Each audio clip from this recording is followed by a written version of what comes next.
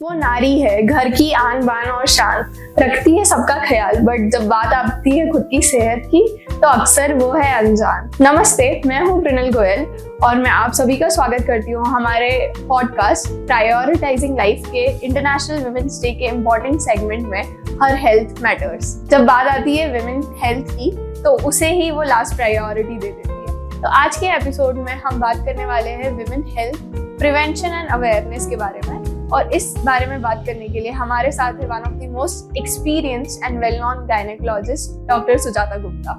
Ma'am, we welcome you to our podcast prioritising life. Thank you for joining us today here.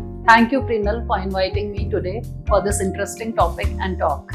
तो सबसे पहले मैं आपसे ये जानना चाहती हूँ कि आपकी एज अ गायनेक जर्नी कैसे स्टार्ट हुई and what inspired you to become a gynaecologist? It wasn't an overnight decision जो मैंने लिया है।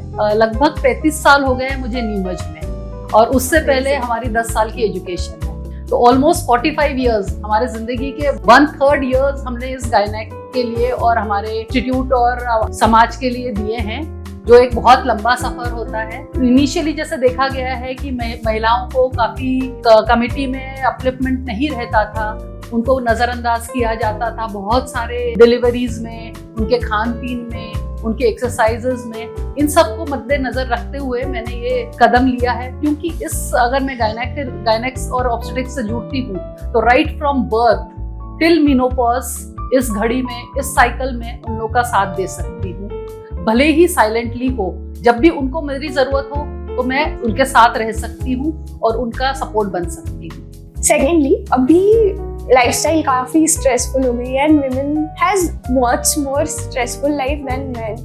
तो what are the common diseases you are seeing amongst women? देखिए, ये प्रॉब्लम तो राइट फ्रॉम बर्थ शुरू होती है। बेसिकली जो आते हैं मेन तो प्यूबर्टी वाले बच्चे रहते हैं, जिनको पीरियड प्रॉब्लम रहती है, पेन रहता है पीरियड्स के दौरान। काफ़ी लोग नज़रअंदाज करते हैं इसको कि कहते हैं ये नॉर्मल है, लेकिन हाँ, अगर एक नॉर्मल पेन है जिसमें वो आप डेली एक्टिविटीज़ कर रहे हैं तब तक तो ठीक है। लेकिन अगर आपके स्कूल मिस हो रहे हैं, आप कहीं जा नहीं सकते, मतलब ये सीवियर पेन है, इसको ट्रीटमेंट की आवश्यकता होती है, जिसके कई कारण हो सकते हैं। कई गठान हो सकती है, कुछ हार्मोनल इम्बैलेंसेस हो सकते हैं, जिसके लिए ट्रीटमेंट आवश्यकता है और गायनेकोलॉजिस्ट से कंसल्ट किया जाए। दूसरा प्रॉब्लम है एनीमिया, जो खून की कमी होती है। प्रॉपर डाइट ना लेने की वजह से ये अक्सर खून की कमी होती है। आप में या मुझ में जो अच्छे खान पान लेते हैं, जो अपने प्रति ध्यान देते हैं, उनमें ये सब बीमारियां नहीं होती है। ओके, पहले के मुकाबले लाइफस्टाइल में काफी सारे चेंजेस हैं। स्ट्रेस बढ़ चुका है, इर्रेगुलर स्लीप साइकिल है, आजकल लोग जंक फूड ज्यादा खाते हैं, हैबिट्स चेंज हो चुकी है, वॉकिंग और ये सब बिल्कुल भी नहीं रहा है। तो काफी स्ट्रगल होता है। पीसीओडी, पीसीओएस बहुत कॉमन डिसीजेस है, तो आपका इस पे क्या व्यू है? बेसिकली ये सब लाइफस्टाइल डिजीजेस हैं। जन्म से या किसी प्रकार से ये डिजीजेस नहीं रहती है। अगर आप अनहेल्दी हैबिट्स लेते हैं, जैसे प्रॉपर डाइट नहीं लेना, इनप्रॉपर स्लीप, जो कि कम से कम 8 घंटे की प्रॉपर स्लीप होना चाहिए, एक्सरसाइज होना चाहिए, ये सब नहीं करने के वजह से, इंसुलिन रेजिस्टेंस होने की वजह से पीसीओडीज और मल्टीपल फैक्टर्स डेवलप होते हैं। पीसीओडी एक कॉम्बिनेशन ऑफ मल्टीपल डिजीजेस हैं जो लाइफस्टाइल डिसऑर्डर की वजह से होते हैं। अगर नियंत्रण एक्सरसाइज किया जाए, प्रॉपर डाइट ली जाए, प्रॉपर स्लीप लिया जाए, स्ट्रेस लेवल कम किया जाए, तो ये सब चीजें ओवरकम की जा सकती है। So 12-13 years की एज में जब मेंस्ट्रुअल साइकिल स्टार्ट हुई थी, I heard a lot of myths कि मेरे फ्रेंड्स से मैं सुनने में आता था। मेरी मॉम तो बहुत ब्रॉड माइंडेड है, हमारे घर पे ऐसा कुछ नहीं है कि किचन में नहीं जाना है, मंदिर में नहीं जाना है, but my friends used to tell me कि किचन को टच नहीं करते हैं, मंदिर नहीं जाते, they sleep on different bed. तो what is the one of the most absurd myth you heard about periods? Touching plants during periods. अगर आप पौधों को छूते हैं तो वो मर जाते हैं, लेकिन ये एक बायोलॉजिकल साइकिल है। पीरियड्स होना इटसेल्फ इज साइंटिफिक। ये एक बेसिकली कल्चरल बिलीफ है, कोई साइंटिफिक रीजन नहीं है कि आप इसको टच नहीं कर सकते, आपको मंदिर नहीं जाना। जस्ट एक आपका कल्चर और आपका सोसाइटी ने बनाया हुआ चीजें हैं ये। हाँ। इस प्रकार से कोई साइंटिफिक वो स्टेटमेंट नहीं है या कॉल नहीं है कि आपको खाना बनाना नहीं है या मंदिर नहीं जाना है या खेलने नहीं जाना। आजकल जितने भी प्लेयर्स हैं, दे प्ले फॉर ऑल। जब भी पीरियड्स हो नहीं हो, न्यूक्लियर फैमिली से खाना भी बनता है घरों में, बस एक हाइजीन मेंटेन करना है, दैट इज ऑल। मैंने ये भी सुना था कि पीरियड्स के फर्स्ट 3 डेज में अगर हेयर वॉश करते हैं तो यूटेरस की लाइनिंग थिन होती जाती है, स्क्रैचेस आ जाते हैं, you have problem while having a baby. नहीं, ये बिल्कुल रॉन्ग है, कोई साइंटिफिक एविडेंस नहीं है। They are 2 different organs. सिर्फ जो बाल है इसमें कोई दिक्कत नहीं आती, वॉश करते हैं, that is for personal hygiene. और यूट्रस ये इंटरनल ऑर्गन है, इसी में कोई दिक्कत नहीं आएगी अगर आप बाहर नहाते हैं तो। Okay, periods are just for women to take rest, right? Not rest basically. ये एक बायोलॉजिकल साइकिल है एक्चुअली, जो फीमेल्स में है 3 फेजेस में डिवाइडेड है, क्योंकि हार्मोनल चेंजेस होते हैं, आगे प्रेगनेंसी होनी है, इसलिए ये जो फेज है इसमें अगर प्रेगनेंसी नहीं होती है तो फिर पीरियड्स आ जाते हैं। तो ये एक बायोलॉजिकल प्रोसेस है and it is very normal to have a period. In fact जिन लोगों को पीरियड्स नहीं होते हैं वो अलार्मिंग है कि कुछ ना कुछ अंदर खराबी है, ताकि यूट्रस में खराबी हो सकती है, ओवरीज में खराबी हो सकती है, जिससे पीरियड्स नहीं आते हैं एंड ट्रीटमेंट और इन्वेस्टिगेशंस की जरूरत होती है उसमें। ओके, बात करते हैं मदरहुड की। मदरहुड एक बहुत अच्छा प्रोसीजर है और बहुत हैप्पी मोमेंट रहता है, ब्यूटीफुल फेस रहता है मोस्टली। तो उसके पहले हेल्थ का ध्यान रखना भी जरूरी है फॉर विमेन्स। तो व्हाट विल यू सजेस्ट कि हेल्थ का ध्यान कैसे रखना चाहिए आजकल की स्ट्रेसफुल लाइफ? एक्चुअली ये प्री कंसेप्शन से शुरू होता है, मतलब प्रेगनेंसी रहने से पहले से ही अपन को आपका ध्यान रखना है in form of exercise, weight management, diet. ये सब चीजें अगर आप हेल्दी रहते हैं तो आगे आपकी प्रेगनेंसी भी नॉर्मलाइज होगी।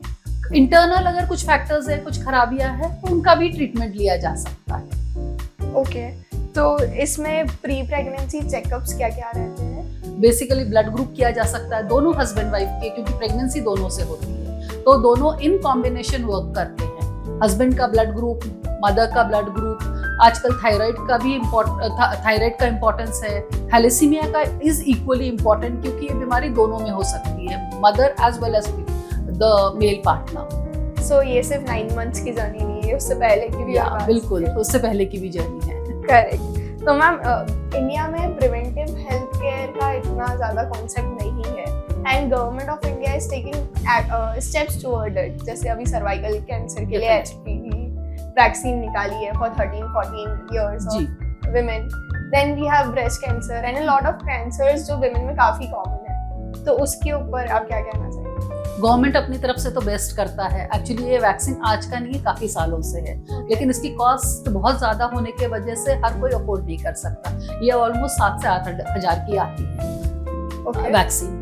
जो लोग अफोर्ड कर सकते हैं वो लोग भी नहीं लगाते हैं, फिर बाकी लोगों के लिए तो फिर थोड़ा सा इम्पॉसिबल हो जाता है। तो थोड़ा उस वैक्सीन के बारे में बात करें कि वो क्यों लगवानी चाहिए? ये एक्चुअली ह्यूमन पैपिलोमा वायरस की वैक्सीन होती है जो कैंसर, ब्रेस्ट, अपने सर्वाइकल कैंसर प्रिवेंट करने में हेल्प आउट करती है। अगर ये लग जाती है, जिनमें फैमिली हिस्ट्री स्ट्रॉन्ग है, जिनके घरों में कैंसर्स की ये रहता है, जो सर्वाइकल कैंसर्स वगैरह, तो उन लोगों को लगवाना चाहिए। Any women who is after the age of 14 should have this vaccine. ये प्रिवेंटिव वैक्सीन है जिससे ये कैंसर से बच सकते हैं, सर्वाइकल कैंसर से। बेसिकली सर्वाइकल कैंसर होता क्या है एंड ये किस एज में होता है मोस्टली? ये यूजुअली लेटर स्टेजेस में होता है, आफ्टर 40-45 ईयर्स। बेसिकली इसमें वाइट डिस्चार्ज की प्रॉब्लम रहती है, इरेगुलर या इंट्रामेंस्ट्रुअल ब्लीडिंग होती है, कभी भी ब्लीडिंग स्टार्ट हो जाती है, फाउल स्मेल डिस्चार्ज आता है, तो ये और फिर सर्विक्स में हो जाता है। सर्विक्स के बाद में यूट्रस में फैलता है, आजू बाजू ओवरीज, ट्यूब्स और पेशाब की थैली जिसे ब्लैडर कहते हैं, और रेक्टम तक फैल जाता है और सेकेंडरीज और कहीं भी शरीर के हिस्से में हो सकता है। How dangerous it can be अगर ये ध्यान नहीं दिया गया।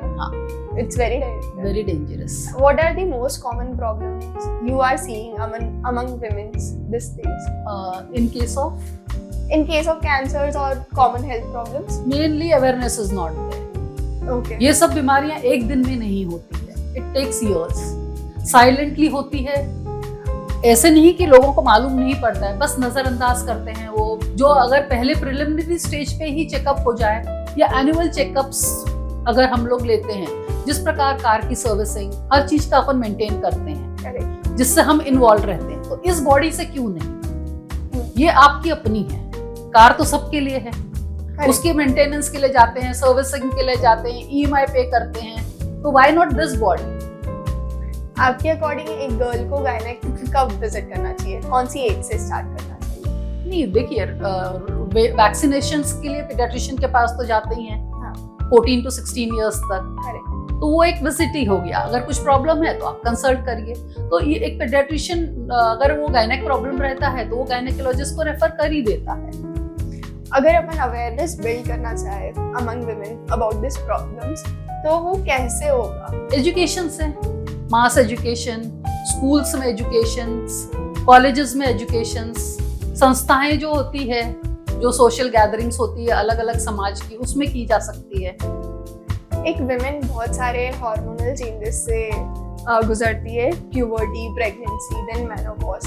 तो इसमें काफी सारे मूड स्विंग्स रहते हैं, हार्मोनल चेंजेस आते हैं। तो व्हाट वुड यू सजेस्ट कि उसके लिए क्या करना चाहिए? देखिए, राइट फ्रॉम प्यूबर्टी आपके पीरियड स्टार्ट होते हैं, हार्मोन्स चेंज होते हैं, इनफर्टिलिटी, प्रेगनेंसी में भी पूरे तरह से हार्मोन्स पूरी शरीर के चेंज हो जाते हैं। पोस्ट डिलीवरी के बाद में भी चेंजेस होते हैं। आपका प्रोलैक्टिन लेवल बढ़ जाता है क्योंकि दूध का सप्लाई चाहिए होता है बच्चे के लिए।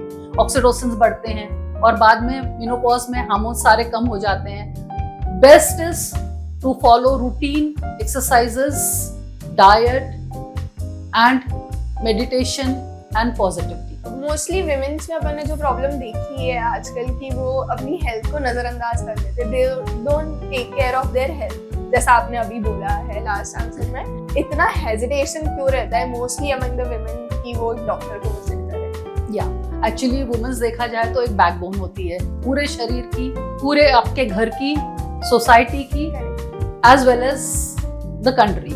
अगर आप नजरअंदाज करोगे तो दिक्कतें फेस करनी पड़ती है।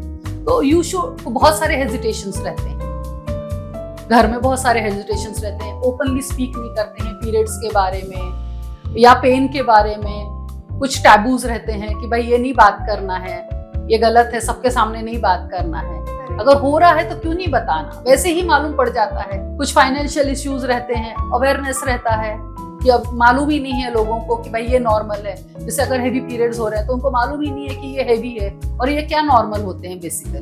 तो इस बात से ये समझ आता है कि अवेयरनेस बहुत जरूरी है। तो मैम अभी एक क्विक रैपिड फायर राउंड करते हैं जिसमें I will ask you a few questions जिसका आपको आंसर करना है। जी। फर्स्ट क्वेश्चन इज, एक हेल्थ हैबिट जो हर विमेन को डेली फॉलो करनी चाहिए। 30 minutes for you, move your body in any form. Yoga करिएगा, स्ट्रेंथ ट्रेनिंग करिएगा, वॉक करिएगा। एक ऐसी मिथ जो आप ब्रेक करना चाहेंगे। Pain from all phases of life, right from puberty, menstrual pain, delivery, labour pain और बाकी जो स्ट्रेस और पेन जो कैरी करते हैं through out your life. Women के लिए एक सुपर फूड, छोटे छोटे जो सीड्स होते हैं in the form of chia seeds, yeah, pumpkin seeds, moringa powder and all, ये सब फ्लेक्स सीड्स सुपर न्यूट्रिएंट रहते हैं और बेस्ट है वुमेन्स हेल्थ के लिए। ओके। यंग गर्ल्स के लिए एक इम्पोर्टेंट मैसेज, अपनी तकलीफों के बारे में किसी से शेयर करिए जिसको आप जानते हैं, जिस पे कॉन्फिडेंस है, और don't be ashamed of your body, you are powerful. आजकल की स्ट्रेसफुल लाइफ स्टाइल की वजह से इनफर्टिलिटी प्रॉब्लम्स भी काफी प्रिवेलिंग है among women, IVF and there are many treatments जो चलते हैं। तो वो सही है बॉडी के लिए? What precautions we can take from young age, जब से मेंस्ट्रुअल साइकिल स्टार्ट होती है, ताकि when we reach the age of pregnancy वो प्रॉब्लम नहीं आए? देखिए, बहुत मल्टीपल फैक्टर्स है। It is not only the woman who is at fault for IVF, it is bilateral, दोनों का फैक्टर रहता है। It is 40% male factor, 40% female factor and 20% एक जनरलाइज फैक्टर रहता है, that is unknown. For the female मैं कहना चाहूंगी मेंस्ट्रुअल हाइजीन रखिएगा ताकि आप PID वगैरह से बच सकें। दूसरे TB वगैरह जो रहते हैं, इससे भी ट्यूब्स वगैरह ब्लॉक हो जाती है, तो इसका भी ध्यान रखना है आपको कि ये सब बीमारियां नहीं होना चाहिए। प्रॉपर डाइट लें, प्रॉपर एक्सरसाइज लें। जब भी कुछ प्रॉब्लम रहती है, जैसे खांसी है या कुछ है या कोई पेशेंट को आपके घर में TB है, तो ये सब चीज़ों का आपको रोकथाम करना है, क्योंकि आगे अगर जेनाइटल TB हो जाती है तो इसमें ट्यूब्स ब्लॉक होने के चांसेस रहते हैं। And one is late marriages, as जैसे जैसे लेट मैरिजेस होती है, एग क्वालिटी और ओवा क्वालिटी आपकी कम हो जाती है, लेवल्स कम हो जाते हैं, तो ये भी एक फैक्टर है जो राइजिंग एज के साथ में हो रही है। What is the right age for a girl to get married? Any time after 24, 25 basically. Career के पीछे भागते भागते सब अपना फैमिली कैरियर है ये स्पॉइल करते हैं। एक्चुअली वैसे देखा जाए तो कैरियर तो हमेशा ही रहेगा, इसका टाइम है, अगर नहीं होगा टाइम से तो फिर IVF की तरफ आपको जाना पड़ेगा। जो फैक्टर्स हैं बेसिकली प्रॉपर स्लीप हो, प्रॉपर डाइट हो, ओबेसिटी नहीं बढ़े, एक्सरसाइज हो, तो ये सब चीजें ओबेसिटी से भी प्रॉब्लम रहती है। डेफिनेटली ओबेसिटी से भी प्रॉब्लम रहती है। ओबेसिटी के कारण आपको थायराइड हो सकता है, जो भी लाइफस्टाइल डिजीजेस है, PCOD, थायराइड, ओवेरियन सेंसिटिविटी, जिसके कारण फिर अगर पीरियड्स प्रॉपर एक क्वालिटी नहीं आएगी तो ये सब चीजें रहेगी। थायराइड हो सकता है और डायबिटीज हो सकता है, ब्लड प्रेशर बढ़ सकता है, ये सब लाइफस्टाइल डिजीजेस हैं जिसको हम रोक सकते हैं। इंडियन सोसाइटी का मोस्टली यही है कि अगर इनफर्टिलिटी है तो सबसे पहले विमेन का चेकअप होता है, देन मेल पे बात आती है। तो ये कितना ट्रू है एंड कितना फॉल्स है? नहीं, मैं जो अभी बता चुकी हूँ कि 40-40 चांसेस रहता है। मेल फैक्टर भी, अगर मैं फीमेल का ही ट्रीटमेंट कर रही हूँ काफी लंबे समय से, तो कोई भी मुझे क्वेश्चन करेगा कि आप इतने समय से ट्रीट कर रहे हो तो क्यों नहीं रह रही है प्रेगनेंसी। अगर मैं मेल फैक्टर को नहीं लुक करूंगी और मेल फैक्टर में ही अगर प्रॉब्लम है तो फीमेल तो एट फॉल्ट है ही नहीं ना इसमें। तो दोनों का ट्रीटमेंट साइमल्टेनियसली होता है इसमें, male factor as well as female factor. Thank you so much doctor आज के लिए और इतनी वैल्यूएबल इनसाइट शेयर करने के लिए, क्योंकि विमेन हेल्थ के बारे में जितनी ओपनली बात होगी उतनी ही ज्यादा अवेयरनेस बढ़ेगी। Definitely, thank you Pranav. Okay, इस इंटरनेशनल वुमेन्स डे आप विमेन को क्या मैसेज देना चाहिए? इंटरनेशनल वुमेन्स डे पे मैं कहना चाहती हूँ, strong in body, fearless in soul, you have the power, please play a role. एक स्ट्रॉन्ग फैमिली एक स्ट्रॉन्ग विमेन से बनती है और एक विमेन स्ट्रॉन्ग तभी बनती है जब उसकी हेल्थ स्ट्रॉन्ग हो। तो आज की कॉन्वर्सेशन को इग्नोर मत कीजिएगा और ओपनली बात कीजिए अपनी फ्रेंड से, अपनी फैमिली से, अपनी सिस्टर से, या कोई भी हो जिससे आप बात करना चाहते हो अपनी हेल्थ के बारे में। आज हम विमेन को बस यही मैसेज देना चाहते हैं कि अपनी हेल्थ को इग्नोर मत कीजिए, अपनी बॉडी की सुनिए और जरूरत पड़ने पर डॉक्टर से कंसल्ट करने में हेजिटेट मत कीजिए। From prioritizing life, we wish all the women a very happy International Women's Day. और अवेयरनेस बढ़ाने के लिए इस पॉडकास्ट को अपने फ्रेंड्स और फैमिली तक शेयर करें। और अगर आप भी चाहते हो कि हम ऐसे रियल और ऑनेस्ट कॉन्वर्सेशन लाते रहें about women health and many thing about the life, तो please subscribe to our YouTube channel prioritising life. मिलते हैं नेक्स्ट एपिसोड में एक और मीनिंगफुल कॉन्वर्सेशन के साथ। Till then, stay happy and stay healthy. Thank you.